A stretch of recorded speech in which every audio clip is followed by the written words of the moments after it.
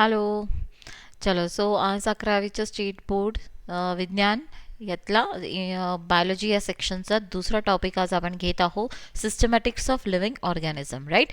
So let start. हा दुसरा chapter आहे, इम्पॉर्टंट आहे. Yes sir. What is five kingdom system of classification हे पुढे येणारच आहे तुम्हाला. येस, पण हे आपल्याला 7वी-8वीमध्ये पण गेलं म्हणून त्यांनी विचारलेलं आहे. Right. There is a great diversity of organism around us since time immemorial. We humans have been exploiting this wealth for our own benefit. बरोबर. तुम्हाला माहिती की आपल्या आजूबाजूला आपल्याला अनेक विविधता बघायला मिळते, सजीवांची विविधता बघायला मिळते आणि याच विविधतेचा मनुष्यानं काय केलं, लोपपायी नष्ट केलेला आहे. आणि लक्षात ठेवा, during this process man try to differentiate between and identify the organism. ही विविधता याचं डिफरेन्शिएट किंवा याचं वर्गीकरण याच कारणासाठी केलं गेलं आणि eventually this evolved in to a branch of biology known as systematics. आणि त्याचमुळे एक जीवशास्त्राची शाखा तयार झाली, त्याला आपण म्हणतो सिस्टमॅटिक्स, और त्याला आपण म्हणतो क्लासिफिकेशन, म्हणजेच वर्गीकरण. The method of classification dates back to ancient time when Indian, Greek and Roman philosophers have contributed their might to systemise science. म्हणजे हे खूप प्राचीन काळापासून आपण बघतो ना की भारतीय, ग्रीक आणि रोमन फिलॉसॉफर्स जे होते हे वर्गीकरण करत आलेले आहे. राईट. तर आता आपल्याला पुढचा भाग बघायचा आहे, व्हॉट इज सिस्टमॅटिक्स. कधी हे विचारलं व्हॉट इज सिस्टमॅटिक्स, तर सिस्टमॅटिक्स is a study of kind and diversity of organisms and the comparative and evolutionary relationship. तर ही जी डेफिनेशन आहे जी सिम्सन यांनी 61 मध्ये दिली होती. ते हे आपण म्हणतो ना क्लासिफिकेशन, वर्गीकरणाचेच हे डेफिनेशन आहे की याच्यामध्ये आपण सजीवांचा अभ्यास करतो, त्यांची विविधता बघतो, त्या अनुसार त्यांचे कम्पॅरेटिव्ह अँड इव्होल्युशनरी रिलेशन, काही कम्पॅरेटिव्ह तुलनात्मक जे काही घटक असतील किंवा त्यांची उत्क्रांती कशी झाली याचं बघून आपण वर्गीकरण करतो, त्याला आपण म्हणतो सिस्टमॅटिक्स. ओके. येस. त्याच्यानंतर नेक्स्ट जे आपल्याला इथे डेफिनेशन दिसते आहे ते आहे टॅक्सॉनॉमी. तो व्हॉट इज टॅक्सॉनॉमी नाव. Taxonomy means classification following certain rules and principle. आता व्हॉट इज टॅक्सॉनॉमी, इथे वर्गीकरण केलं जातं, पण वर्गीकरण करण्यासाठी काही नियम व गुणधर्म, प्रिन्सिपल्सचा वापर केला जातो. तर क्लासिफिकेशन काय रूल्स आणि प्रिन्सिपल्स अप्लाय करून केलं जातो. व टॅक्सॉनॉमी, सी याच्यावर प्रश्न तुम्हाला विचारला गेलेला आहे. The word taxonomy come from the two Greek words. तर पहिले हे पण लक्षात ठेवा, दोन ग्रीक शब्दांपासून तयार झाले, ते म्हणजे टॅक्सिस. टॅक्सिसचा अर्थ असतो meaning arrangement and norms means law or rule. बघा, टॅक्सो म्हणजेच काय आहे, अरेंजमेंट, आणि एक अरेंजमेंट लावलेली असते एक नियम वापरून. आलं लक्षात. Yes. The term taxonomy was first introduce by, हा सगळ्यात पहिले हा जो शब्द होता टॅक्सॉनॉमी हा कोणी दिला होता याच्यावर तुम्हाला प्रश्न येऊन गेलेला आहे. तर दिला होता A.P.D. कॅन्डॉल. बघा, आता हा प्रश्न येऊन गेलेला आहे. ते कोणत्या देशाचे, ते स्विस बॉटॅनिस्ट म्हणजे स्वित्झर्लंड तिथले हे बॉटॅनिस्ट होते, वनस्पती शास्त्रज्ञ, आणि यांचं वर्ष लक्षात ठेवा, A.P.D. कॅन्डॉल. क्लिअर सगळ्यांना. दोन ग्रीक शब्दापासून टॅक्सॉनॉमी म्हणजेच काय काय नियम वापरून जे वर्गीकरण केलं जातं ते. ओके. तर सिस्टमॅटिक्स आणि टॅक्सॉनॉमी हे दोन टर्म्स तुमच्यासाठी आता खूप महत्त्वाचे आहे. येस. आता नेक्स्ट क्लासिफिकेशन, आता वर्गीकरण.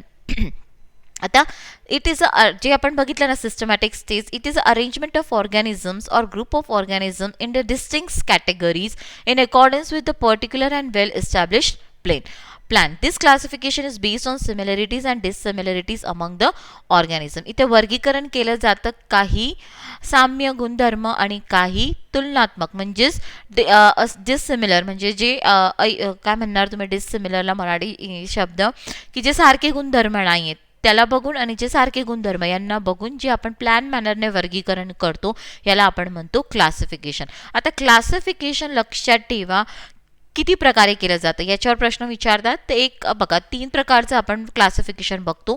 एक आपण बघतो कृत्रिम, जे तुम्हाला समोर दिसते आर्टिफिशियल क्लासिफिकेशन. एक आपण म्हणतो नैसर्गिक, ज्याला आपण म्हणतो नॅचरल क्लासिफिकेशन. एक उत्क्रांती अनुसार, ज्याला आपण म्हणतो फायलोजेनेटिक. ओके. तर आपण तिघं आता बघणार आहोत. तर एक तुम्हाला समोर दिसते ते आहे आर्टिफिशियल क्लासिफिकेशन. तर it is the classification that is based on few easily observable and non evolutionary features such as habit, colour, form etcetera.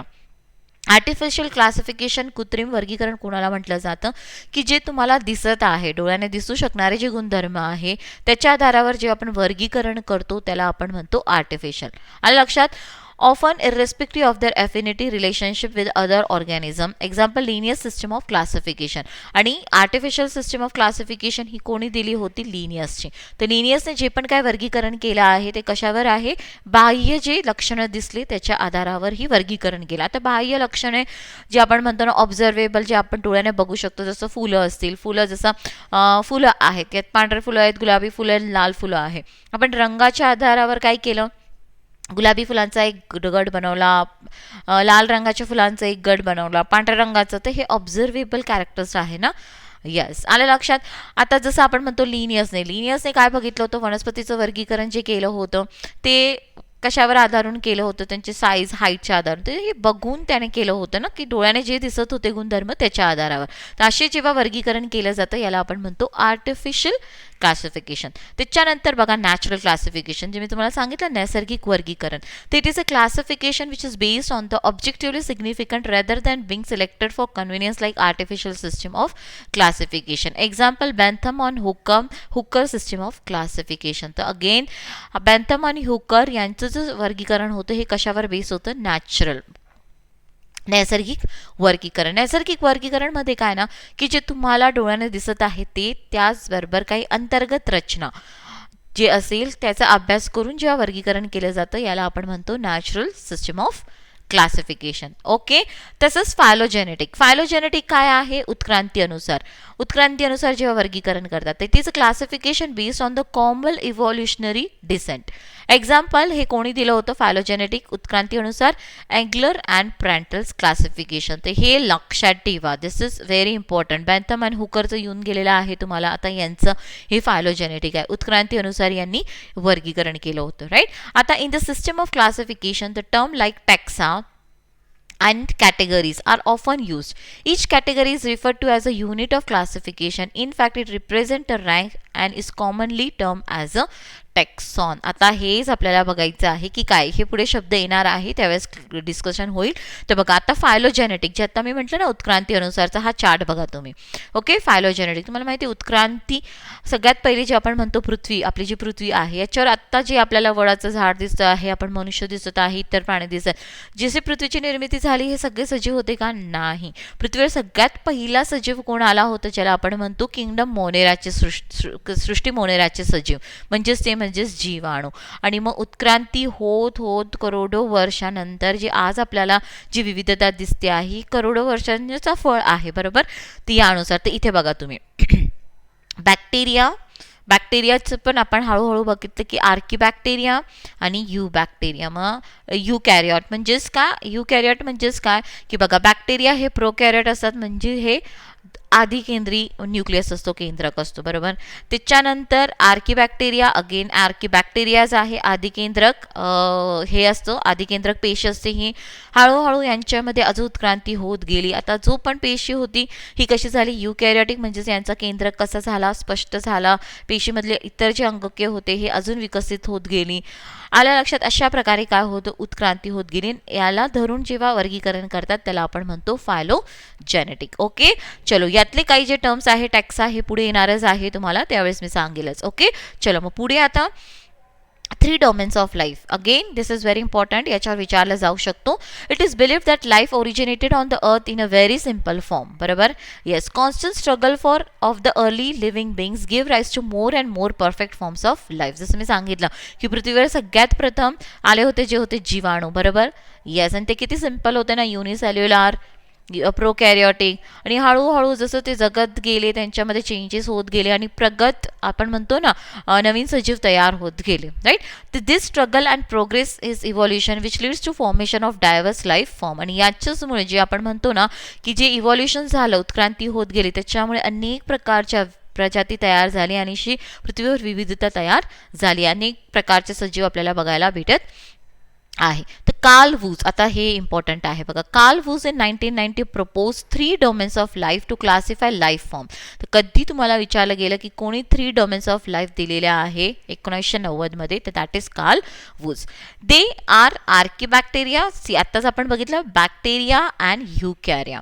तर दिस इज व्हेरी इम्पॉर्टंट, हे लक्षात ठेवा. तीन डोमेन कार्लवूसचे कोणते आहेत हे तीन लक्षात ठेवा. Domain is an unit larger than kingdom in the system of classification. See again हे खूप इम्पॉर्टंट आहे. जेव्हा आपण वर्गीकरण करतो एक पद्धतीमध्ये करतो त्याला आपण म्हणतो हायरार्की. तर ते पुढे हायरार्की सांगेलच मी तुम्हाला, त्याला आपण पदानुक्रम म्हणतो. तर ते पदानुक्रम आपल्या सुरुवात कुठून होते किंगडम पासून. पण लक्षात ठेवा किंगडम पेक्षा पण मोठा जो वर्गीकरणाचा घटक ज्याला आपण म्हणतो डोमेन. तर हे तीन डोमेन कोणी दिले होते, कार्ल वूजने दिले होते. यस ठीक आहे. आणि domain is a unit larger than kingdom. Very important this. ठीक आहे. आता next bacteria and archaea both have prokaryotic cells. मी आता सांगितलं बॅक्टेरिया जीवाणू आणि आर्किया हे पण बॅक्टेरियाचाच प्रगत भाग आपण म्हणू शकतो. हे दोघं काय आहे, प्रोकॅरियोटिक आदिकेंद्री आहेत. वेर युकॅरिया हॅव युकॅरियोटिक सेल म्हणजे दृश्यकेंद्री पेशी आहेत. हे all the three domains have very unique ribosomal R N A. आणि ह्या तिघं डोमेनमध्ये तुम्हाला एक unique ribosomal R N A, R N एचं योग माहिती तुम्हाला काम काय करतं, R N A protein synthesis, यांच्यामध्ये एक युनिक आर एन एचं स्ट्रक्चर बघायला भेटत आहे तुम्हाला. Archaea are known for the survival in a very extreme condition like high temperature, salinity, acidic condition etcetera. बरोबर. आर्की जे आहेत ना लक्षात ठेवा, ज्याला तुम्ही आर्की बॅक्टेरिया पण वाचलं असेल पुस्तकामध्ये, की जे एकदम बिकट परिस्थितीमध्ये पण राहू शकले होते पृथ्वीवर, जेव्हा खूप जास्त तापमान होतं. लक्षात, ज्याला थर्मोफिलस बॅक्टेरिया आपण म्हणतो. हॅलोफाइट्स फेरिक बॅक्टेरिया म्हणजे सॅलिनिटी, जास्त क्षारता सहन करणारे बॅक्टेरिया. आलं लक्षात. थर्मो ॲसिडोफिल्स म्हणजे ॲसिडिक कंडिशन, आम्ल परिस्थिती होती तशात पण ते सजीव किंवा हे बॅक्टेरिया जगू शकले एक्सेट्रा. ते याला आपण घेतोय आर्कियामध्ये. का ते जगू शकले, का कारण त्यांच्यामध्ये असे विशिष्ट प्रोटीन्स आहेत. प्रोटीन्स कोण तयार करते, आर एन ए आहे, जे त्या कंडिशन्समध्ये अशा परिस्थितीमध्ये जगू शकले.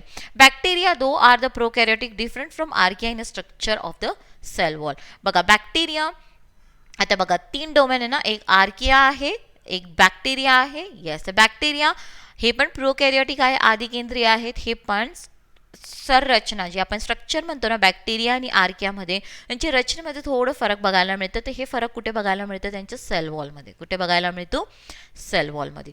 क्लिअर सगळ्यांना. यस, हे आपण आता फटाफट कंप्लीट करत आहोत. यस, आता किमोटॅक्सॉनॉमी. बघा वर्गीकरणाच्या पद्धती आपण बघत आहोत ना. येस, 3 डोमेन्स ऑफ लाईफ बघितले. आता नेक्स्ट जो आहे किमोटॅक्सॉनॉमी. आता व्हॉट इज किमोटॅक्सॉनॉमी, हे कोणी दिलं आहे हे सगळं आपण इथे बघूयात काय आहे हे.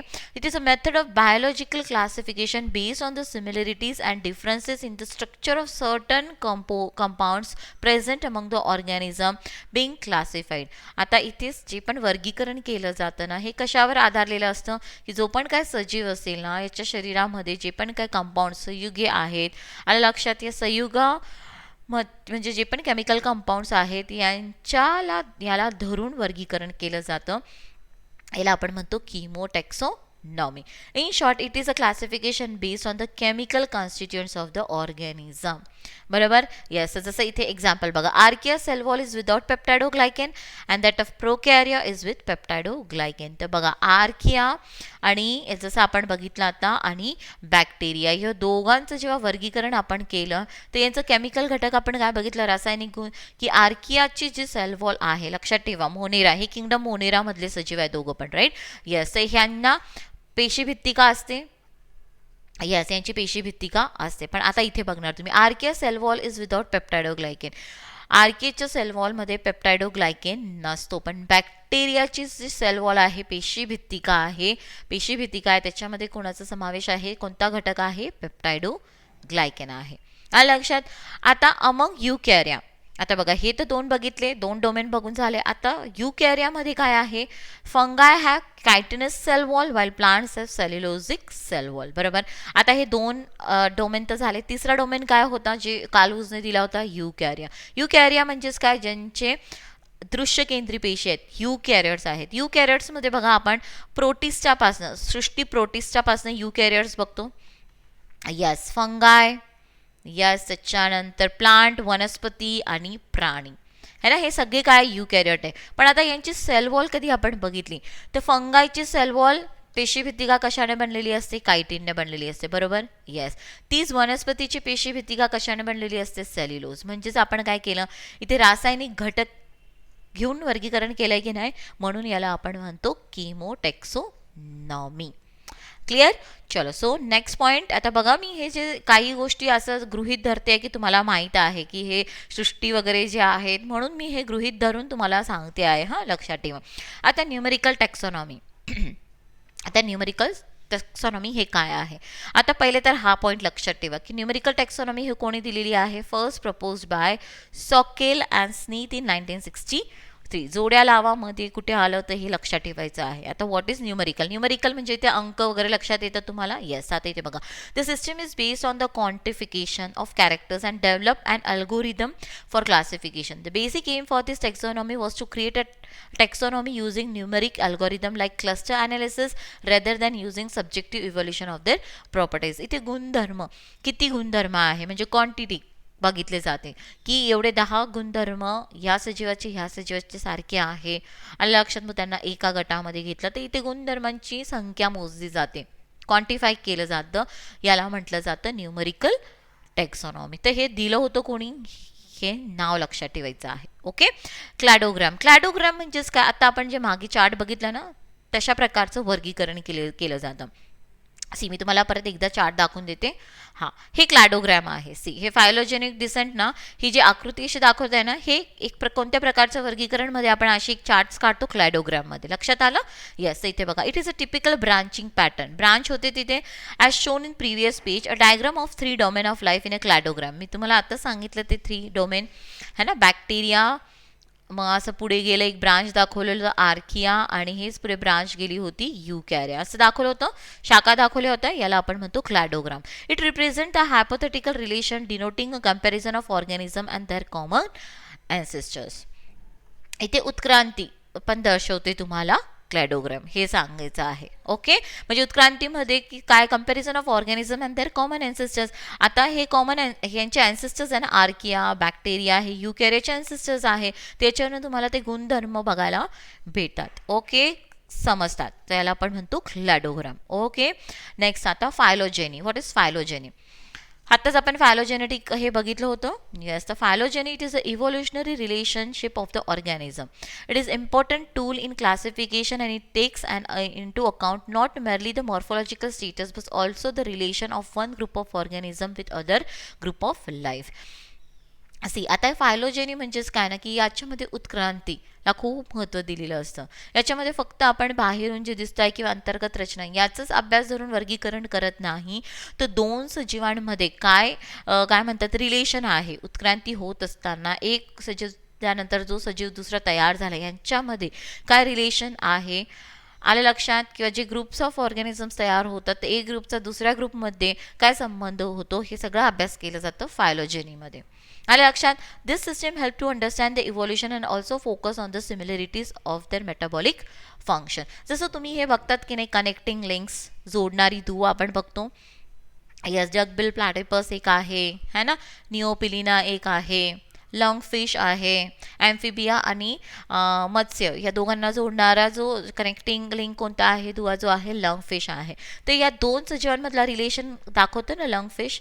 येस, ते याला उत्क्रांती दाखवते हे, तर याला आपण म्हणतो फायलोजेनी. राईट. आता इथे बघणार तुम्ही Woese 3 domain concept as well as विटॅकरचं 5 kingdom system are very good example of phylogenetic relationship. बरोबर. वूजचं 3 डोमेन पण आहे. यस, जसं आपण बघितलं ना, बॅक्टेरिया, त्याच्यानंतर आर्किया आणि त्याच्यानंतर युकॅरिया. बरोबर. हे तुम्हाला उत्क्रांती दर्शवते आणि एकाचं रिलेशन दुसऱ्याशी समजवतं. येस. तसंच विटॅकरचं 5 किंगडम क्लासिफिकेशन. आता विटॅकरचं 5 किंगडम क्लासिफिकेशनमध्ये विटॅकरने जेवढी पण सृष्टी आहे त्याला 5 सृष्टी, जेवढी पण आपली पृथ्वीवर सजीव आहे यांना 5 सृष्टीमध्ये वर्गीकरण केलं आहे. तर सगळ्यात जी पहिली सृष्टी मोनेरा. बरोबर. येस. दुसरी आहे प्रोटिस्टा. बरोबर. येस. त्याच्यानंतर कवक, फंगाय, कवक है ना.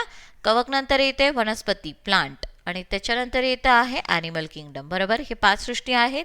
आता याचं कधी आपण बघितलं ना की पृथ्वीवर, आता इथे पण तुम्हाला उत्क्रांती कळेल. पृथ्वीवर सगळ्यात पहिला सजीव कोण आला, बॅक्टेरिया आले है ना, आर्किया आले. हे कोणत्या सृष्टीमध्ये येतात, मोनेरा. यांच्यात अजून आपण बघतो ना की उत्क्रांती होत होत एक पेशीय सजीव प्रोटिस्टा, पण हे काय झाले, उत्क्रांती झाली, हे प्रोकॅरियोटिक पासून युकॅरियोट झाले येस, पण हे पण काय होते, युनिसेल्युलारच होते, एक पेशी होते, हे पण एक पेशी होते, बरोबर. येस, आता फंगाय हे काय झाले, मल्टी सेल्युलर, बरोबर. आणि हे काय, युकॅरियोट. अजून यांच्यामध्ये उत्क्रांती झाले, प्लांट. प्लांट अजून उत्क्रांती होत गेले, प्राणी. आता प्राणीमध्ये पण जेव्हा तुम्ही फायलम बघतात तुम्हाला लक्षात येईल, हे पुढे येईलच, सगळं करणारच आहे. तर हे एक this are the good example of phylogeny. Clear. मी काही गोष्टी गृहीत धरून सांगते आहे, लक्षात ठेवा. ठीक आहे. येस, आता अजून एक वर्गीकरणाची पद्धत आहे, त्याला आपण म्हणतो डीएनए बारकोडिंग. त्याला म्हणतो आपण डीएनए बारकोडिंग. मे बी इथे जरा थोडंसं काही कव्हर झालं असेल माझ्या पिक्चरमुळे. येस, पण स्टील जे काय आहे ते मी तुम्हाला इथे समजून देणार आहे.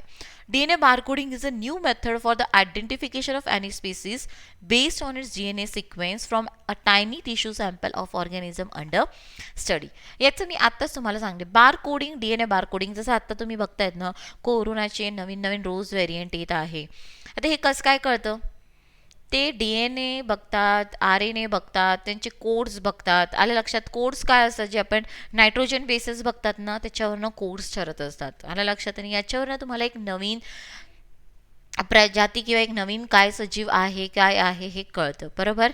यस, तर याला आपण म्हणतो डीएनए बारकोडिंग. आणि त्यानुसार काय केलं जातं, त्या सजीवांना एक कोड दिला जातो आणि त्या पद्धतीने वर्गीकरण केलं जातं. तर याला म्हटलं जातं डीएनए बारकोडिंग. क्लिअर सगळ्यांना. यस, तर हे एवढं एक लक्षात ठेवायचं आहे. So what is DNA barcoding, हे नवीन पद्धत आहे वर्गीकरणाची. ओके, बाकीचं आय थिंक हे क्लिअर नसेल तुम्हाला. आणि याचे बरेच ॲप्लिकेशन आहे डीएनए बारकोडिंगचे. कधी तुम्हाला विचारलं की डीएनए बारकोडिंगचे ॲप्लिकेशन्स काय आहे, तर जसं बारकोडिंग केल्यामुळे जे पण धोक्यात असलेले जे प्रजाती आहे त्यांचं संवर्धनासाठी याचं महत्त्व होऊ शकतं. आलं लक्षात. त्याच्यानंतर नॅचरल रिसोर्सेस प्रिझर्वेशन, याचं कन्झर्वेशनसाठी डीएनए बारकोडिंगचं खूप महत्त्व असेल.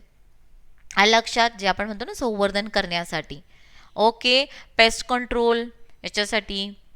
ओके, जे वेक्टर बॉर्न डिझीज आहेत ना, वेक्टर बॉर्न डिझीज म्हणजे एकापासून दुसऱ्याकडे होतात, त्यांच्या याच्यासाठी महत्त्वाचं आहे की कोणते वेक्टर्स आहे, मग त्यांना बारकोड द्यायचं की हे बारकोड आणि म्हणजे तो एक गट बनवायचा की ह्या कोडिंग, हा डीएनएचा कोड असलेले हे वेक्टरसारखे काम करतात.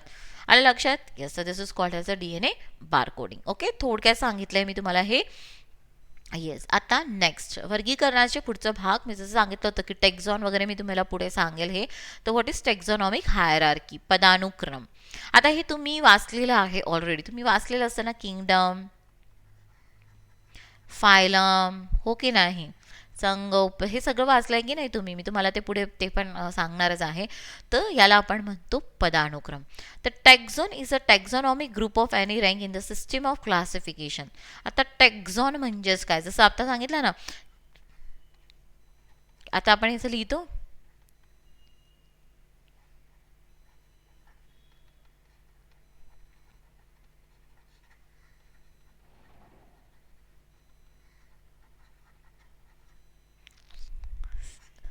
मीच हे लिहून टाकलं स्पेशस. ओके, ते हे काय आहे एक्सक्यूज मी, हे याला आपण म्हणतो पदानुक्रम. जेव्हा वर्गीकरण करतात ना, या पद्धतीने करतात, या नियमाने करत असतात, राईट.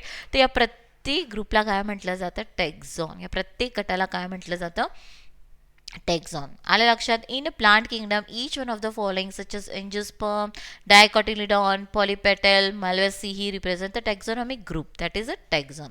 म्हणजे यांनी ते उदाहरण दिलेले आहेत. ओके, ते पुढे सांगते मी. व्हॉट इज टेक्झॉन, एक चार्ट पण घेतला आय थिंक मी. यस, ठीक आहे.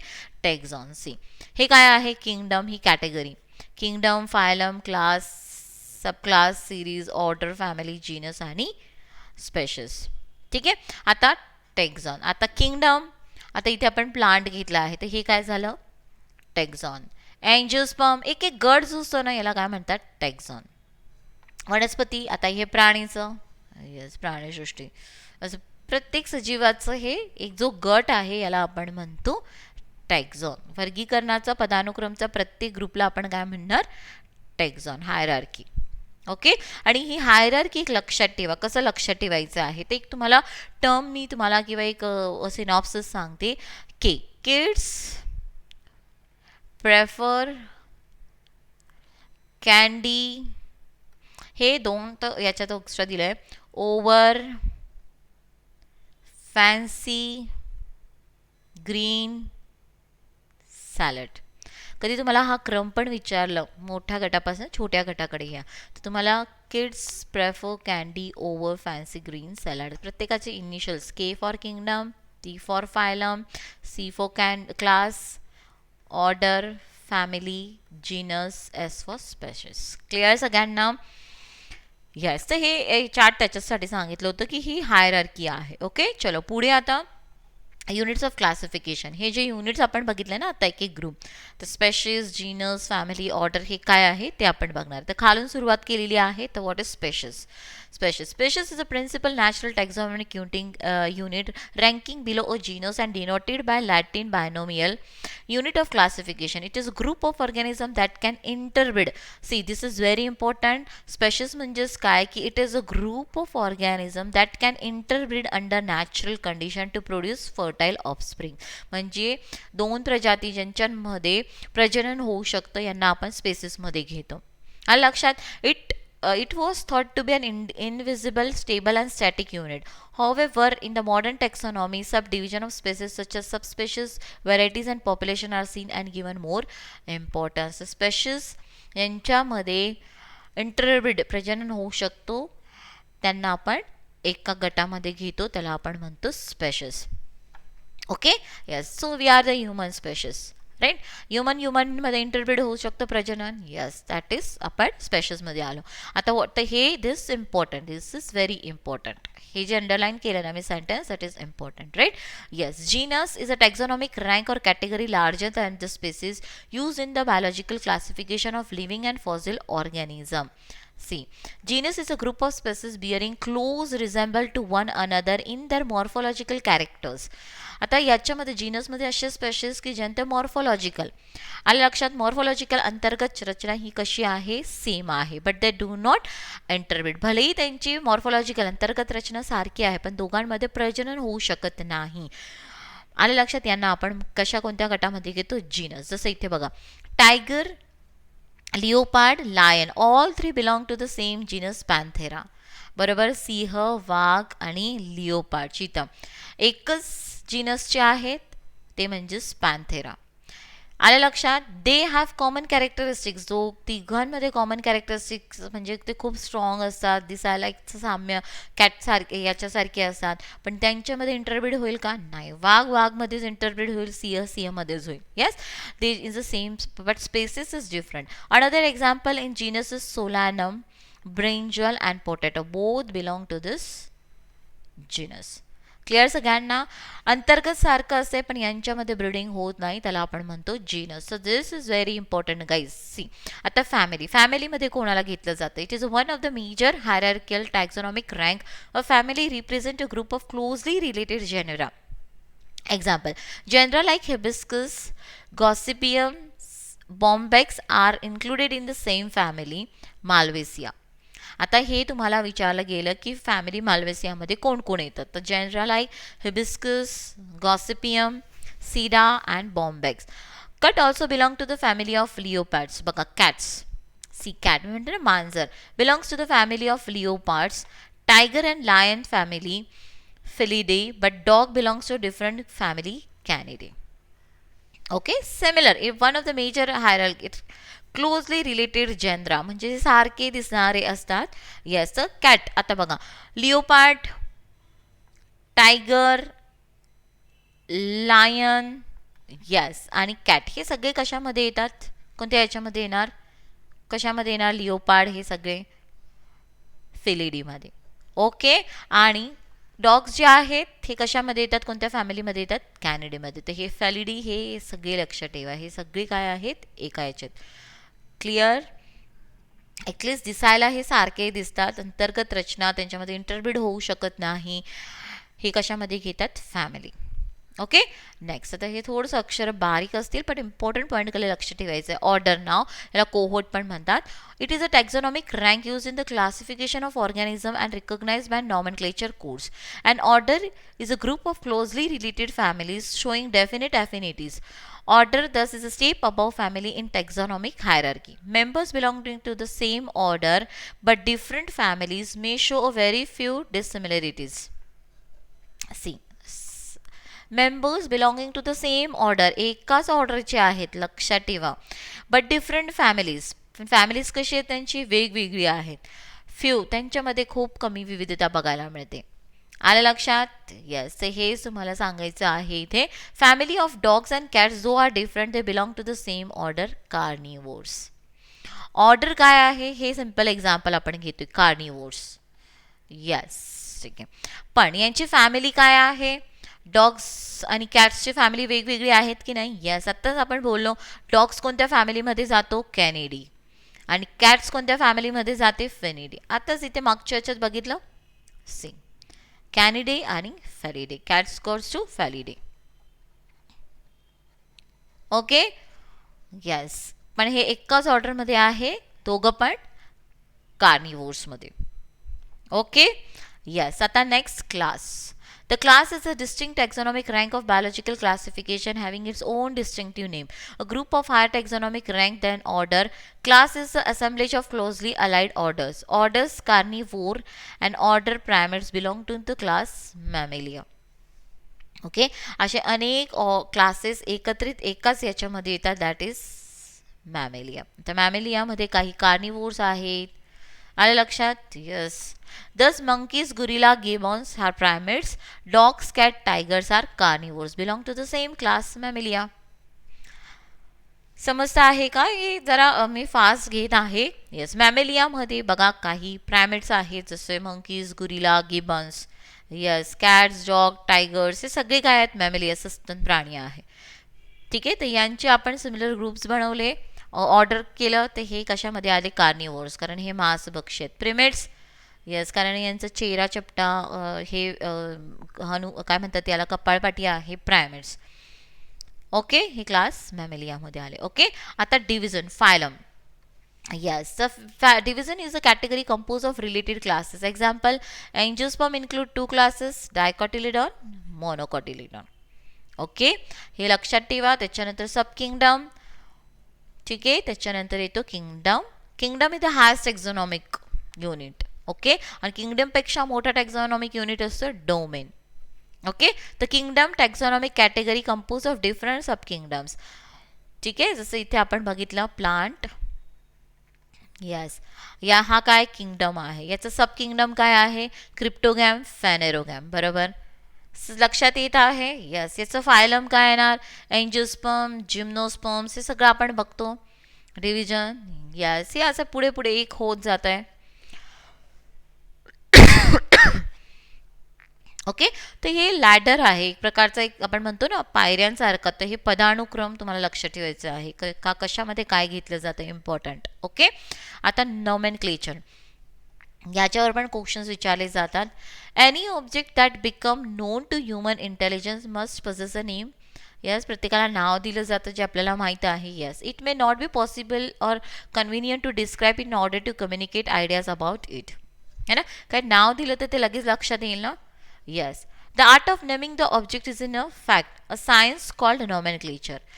The art of naming the object is in fact a science called nomenclature. या सायन्सला, विज्ञानाला, नामकरणच्या विज्ञानाला काय म्हणतात, nomenclature. All living organisms are known by particular name. बरोबर, कारण की गुणधर्मानुसार आपण त्याला ओळखायला लागलो तर खूप अवघड होईल का नाही. पण नाव सांगितलं, तसं for example Rani ma'am. Yes, everyone knows me. पण काय नाही सांगितलं की ते जे जॉग्रफी घेणारे मॅडम पुण्यामध्ये राहतात, तर जॉग्रफी घेणारे पुण्यामध्ये अजून दुसरे टीचर्स पण राहू शकतात, नाही लक्षात येणार, विल क्रिएट कन्फ्युजन. बरोबर, येस, सायन्स घेणारे मॅडम, जॉग्रफी पण घेतात मॅडम, पुण्यामध्ये राहतात, अजून असं तर it's will create confusion. Yes, so nomenclature, एक नाव दिलं जातं, that is called as nomenclature. हे खूप रॉ एक्झाम्पल दिलं आहे मी, बट ठीक आहे, अंडरस्टँडिंगसाठी इज व्हेरी इम्पॉर्टंट, राईट. आता vernacular, local names, common names. बघा, पहिले ज्यावेळेस असं विज्ञान नव्हतं आलं किंवा वैज्ञानिक नावं नव्हती दिली गेलेली, त्यावेळेस आपण कॉमन नेम्स बोलत होतो, एक स्थानिक नावं असायची. तर widely distributed organisms have large number of common names. Pansy, violet tricolor L grown in most European and American gardens has about 50 common English names. बरोबर, yes, in a multilingual country like India, आपल्या भारतामध्ये तर किती भाषा बोलल्या जातात ना, तर almost all useful plants have local names which differ from language to language. आलं लक्षात, and even from dialect to dialect. As in Ayurveda, mango. See, Mangifera indica is also known by over 50 different names, all in the Sanskrit language. ते common names असतात, स्थानिक नाव असतात. Yes, पण एक common नाव असायला पाहिजे दॅट इज युनिव्हर्सली एक्सेप्टेड. लक्षात, जसं मँजिफेरा इंडिका म्हटलं तर लगेच सगळ्यांना काय लक्षात येतं की हे मँगोबद्दल बोलत आहेत. मग कोणती प्रजाती काय मँगोबद्दल बोलत आहे हे लक्षात येतं. Yes, yes. Hence, the common names obviously have a limited usage, and for universal application, a unique name for a particular individual is very much essential. Okay, तो व्हर्नॅक्युलर लँग्वेज एक कन्फ्युजन क्रिएट करू शकतो, म्हणून एक universally accepted नाव असायला पाहिजे. Yes, त्याच्यावरनं निघालं scientific names. To overcome the difficulty raised by common names, scientist have give scientific names to all the known organisms. मग सायंटिस्ट जे होते, वैज्ञानिक जे होते, त्यांनी सजीवांना वैज्ञानिक नावं द्यायला सुरुवात केली. These are systematic, thus provide means for international communication. Initially, the polynomial system was used by Carl Linnaeus. एक मिनिट. आता हे बघा, initially the polynomial system were use. पहिले स्टार्टिंगला पॉलिनॉमियल म्हणजे अनेक नावं असायची, पण कार्ल लिनियस जे आले ना त्यांनी बायनोमियल सिस्टीम ऑफ नोमेनक्लेचर दिले. बायनोमियल म्हणजेच काय, तर ते पुढे आपण बघणार आहोत. तर who propose the binomial system of nomenclature, तर ते आहे कार्ल लिनियस.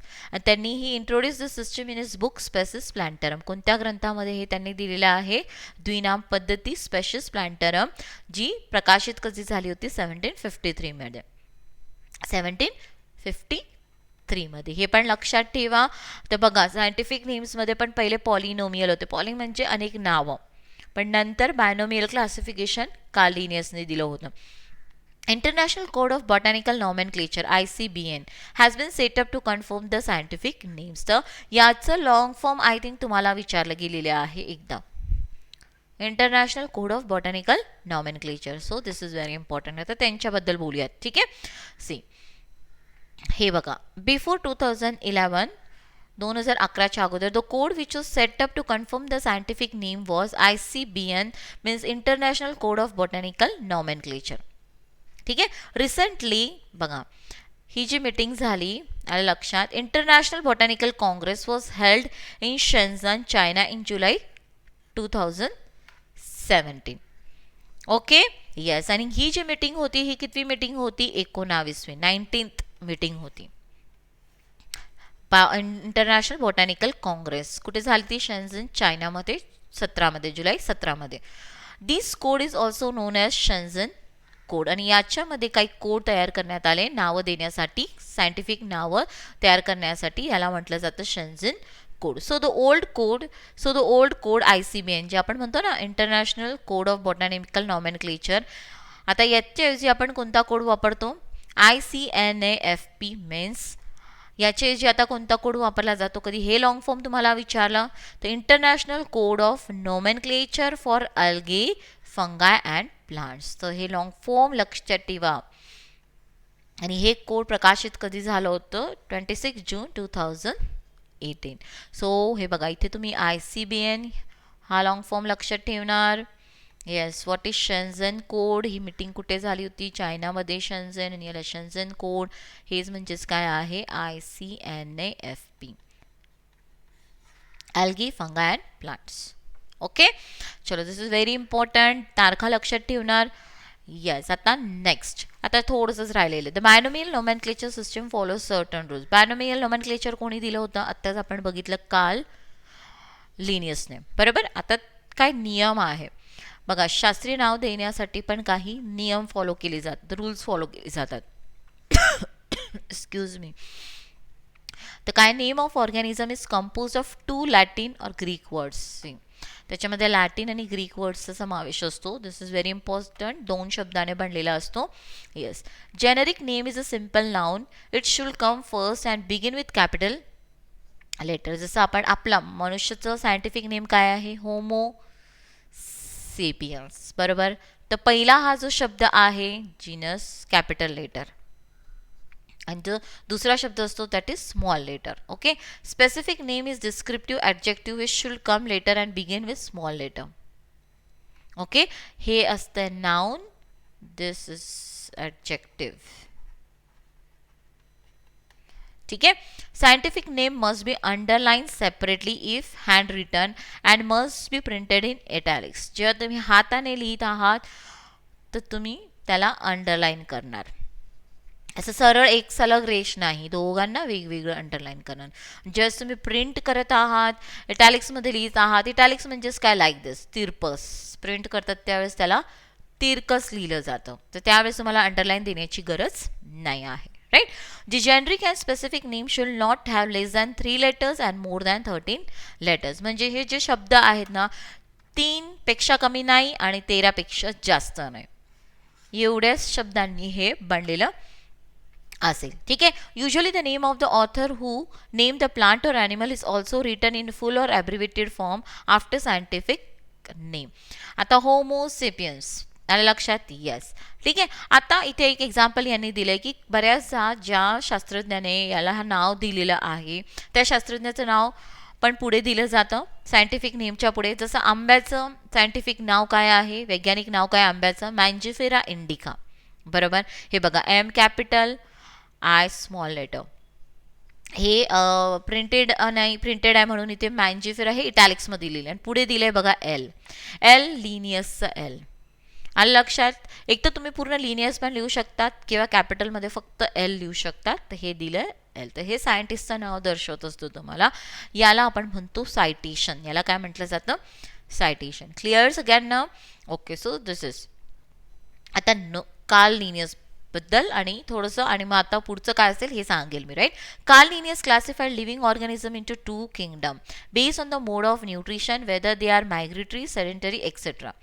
कार्ल लिनियसने जी पण पृथ्वीवर सजीव होते यांना मोड ऑफ न्यूट्रिशन, ते काय खातात, त्यांचं पोषण पद्धती कशी आहे, ते कसे राहतात, एकाच ठिकाणी राहतात का फिरतात, हे बघून, म्हणजे बाह्य लक्षणे बघितले ना, म्हणून कार्ल लिनियसला आपण आर्टिफिशियल मेथडमध्ये घेतलं होतं वर्गीकरणाच्या, कृत्रिम पद्धतीमध्ये. येस.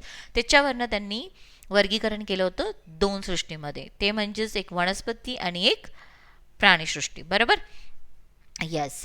किंगडम प्लांटी आणि किंगडम ॲनिमिलिया वॉज फाउंड इन ॲड्युकेट. पण कालांतरानं लक्षात आलं ना की फक्त 2 पृथ्वीवर जेवढे सजीवांना प्लांट आणि ॲनिमल म्हणजे वनस्पती आणि प्राण्यांमध्ये वर्गीकरण केलं ते हे थोडंसं काही सजीव राहून जात आहे. सो इट कुड not classify the organism that show characteristics both of kingdoms. पण कार्ल लिनियसचे जी वर्गीकरण होतं ना त्याच्यामध्ये असे पृथ्वीवर सजीव होते ना की ज्यांच्यामध्ये काही प्राण्यांचे पण गुणधर्म होते, काही वनस्पतीचे पण. पण त्यांना कुठे टाकायचं? लक्षात? मग याच्यासाठी एक नवीन किंगडम तयार झाला, तो म्हणजेच प्रोटिस्टा. आणि असे अनेक किंगडम तयार होत गेले. आणि शेवटी जे आता आपण फॉलो करत आहोत ते म्हणजेच to avoid confusion scientist R H Whittaker बघा 1669 proposed 5 kingdom system of classification. This system shows that phylogenetic relation between the organism. कधी तुम्हाला असं विचारलं की पंचसृष्टी वर्गीकरण हे उत्क्रांतीला धरून हे वर्गीकरण केलं गेलं, फायलोजेनेटिक रिलेशन उत्क्रांतीचं गुणधर्म किंवा नातं दाखवतं, तर बरोबर आहे. Yes. 5 kingdoms are kingdom Monera, Protista, plant, fungi आणि ॲनिमिलिया. हे आहे तुमचे आर एच विटॅकर. तर उद्या आपण किंगडम सुरुवात करूयात. आज एवढंच. काही अजून तुमचं असेल सांगायचं की मॅम ह्या पद्धतीने घ्या, तुमचे काही सजेशन्स असतील तर नक्की मला सांगा. कालच्या सेशनमध्ये मला बरेच चांगले फीडबॅक आलेले आहे. कालचं फर्स्ट सेशन होता. असंच सजेशन देत राहा आणि नक्की शेअर करा. जेव्हा शेअर होतो, मुलं बघतात ना, तर आम्हाला पण मोटिवेशन भेटत असतं है ना. यस. तर भेटूयात उद्या. Thank you so much.